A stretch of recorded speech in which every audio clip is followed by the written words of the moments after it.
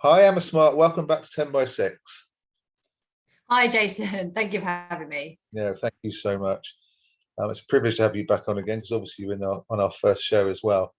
But this week we're talking about your sit-in last weekend at the local McDonald's, and talking about the idea of them making that transition to plant-based products by 2025. So can you just talk us through how you experienced it and what was going on more generally? Yeah, so I'm part of Animal Rebellion, which is a sister movement to Extinction Rebellion, with the added demand that we transition to a plant-based food system. Just to put the action into context, about a month ago, Animal Rebellion blockaded the main four McDonald's distribution centres in the UK for up to 30 hours and completely disrupted the supply chain. And their demand is that McDonald's go fully plant-based by 2025.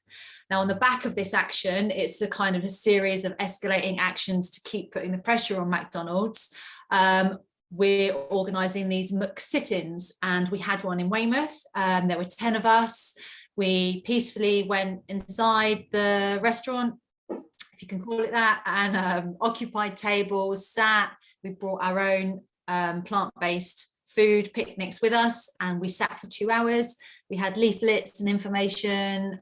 We had some really good conversations with customers and staff, and since have got some good press and media coverage about the action, which is also really good about starting this conversation about McDonald's and their responsibilities. So yeah, it was a good action.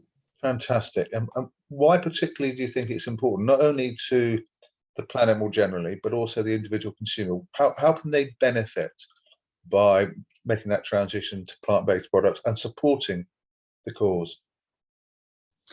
I mean, I think in terms of switching to a plant-based diet, there are different things that people have different priorities. I mean, there's personal health to start with. I mean, in this country, we're seeing an obesity crisis amongst adults and children.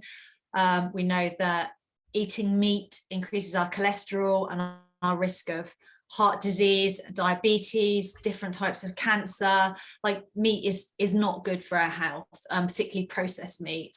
There's also the animal welfare side of that. So animal agriculture is just so huge now.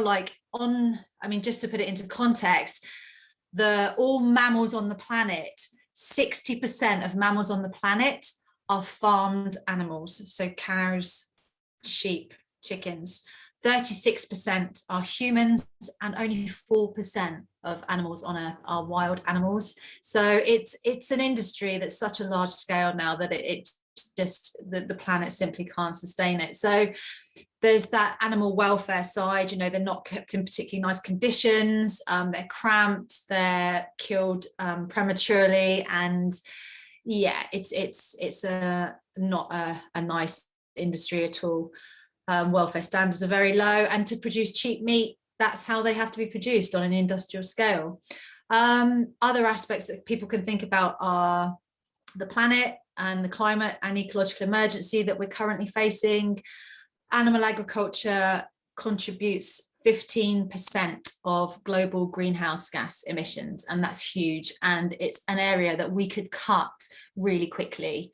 The impact of a meat burger compared to a plant-based burger: they use 90% less water to make a plant-based burger, 95% less land. Just imagine all that land that's used up by grazing cows, and like 95% less emissions to produce a plant-based burger. So from a planet and climate perspective, switching is essential.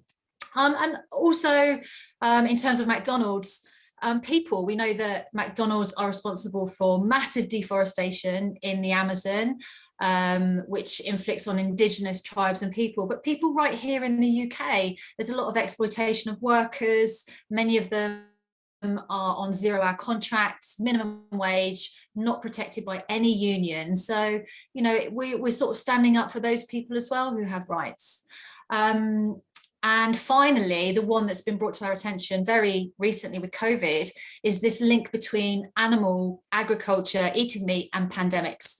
COVID came from wildlife. In fact, 3 out of 4 new diseases to humans come from animals.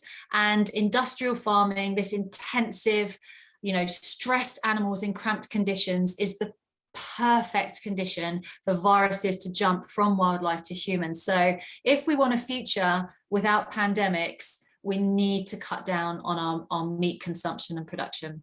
So they're the main reasons, I think, why people should really be taking this seriously.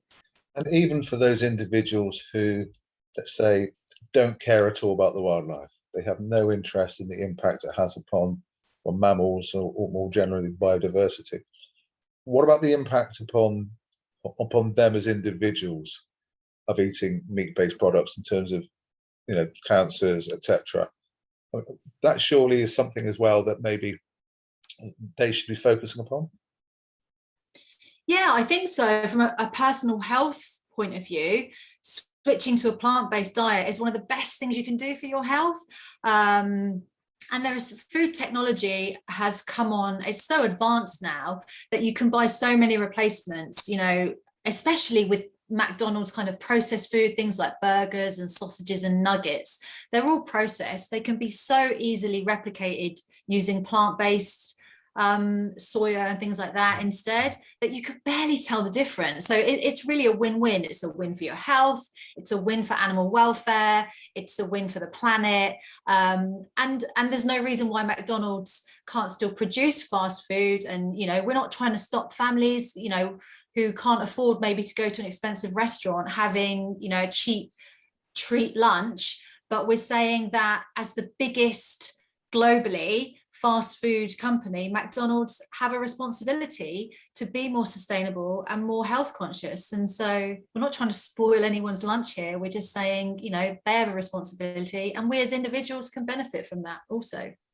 And while as activists, you have it challenging, obviously anyway, but at least with COVID, the states across the planet, nations across the planet, were very much behind the procedure, so they could bring in legislation to control people's behavior. You don't have that luxury, do you, in terms of trying to get this message across, because most governments are either controlled or in the pockets of huge billionaire corporations and lobbyists who effectively have no particular interest in reducing meat-based products, because they make so much money from it. And also, we must admit here that a lot of politicians are simply ignorant. It's not just malice, is it? It's also ignorance. Yeah, I mean, the meat lobby is incredibly powerful and incredibly wealthy, and it certainly has very close links with our government. I mean, our government currently has written in its climate mitigation policy to reduce consumption of meat and dairy by 20%, but that hasn't been in the newspapers or people made informed of that. And it's interesting you mentioned COVID, actually, because when we're faced with an emergency, we can make changes in our lifestyles. I mean, literally overnight, we found ourselves at home, not able to go anywhere, not able to travel. We were working from home. Our whole lives changed overnight, instantly. And that was possible, and we did it. And the climate crisis is 1,000 times worse than COVID. And one of the simplest things we can do is change our diet, and we can do it. COVID has shown that we can change our lifestyles very quickly, and this is a way that as individuals we can make changes, but we are also really putting the spotlight on these big companies and industries and saying, you have the responsibility to make these changes also, to provide alternatives to your customers that are both sustainable for the planet and better for individuals' health. So we feel this is a really strong message and a really achievable demand. Yeah. In terms of the press coverage that you've received, as we all know, you're going to have people who are very, very positive, very, very constructive, who can consider it and think about it. But on the other hand, you're going to have those people who are always angry, always object to people telling them how they should be living their lives and transforming their own, existences. What would be your message to the latter, to those people, in terms of those people also who say that, what can I do? Even if I make a change, it doesn't really make any difference in the long term. So what would your final message be to them? I think just to talk about your point about being defensive, if you don't want to listen to us, listen to David Attenborough. I mean, he says we must change our diet.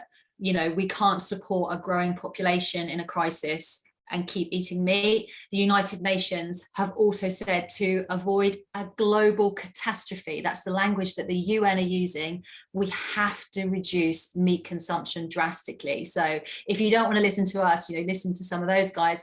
And in terms of people who feel that they can't change anything, absolutely disagree. We all have so much power, and every time we buy something, we are essentially voting for that.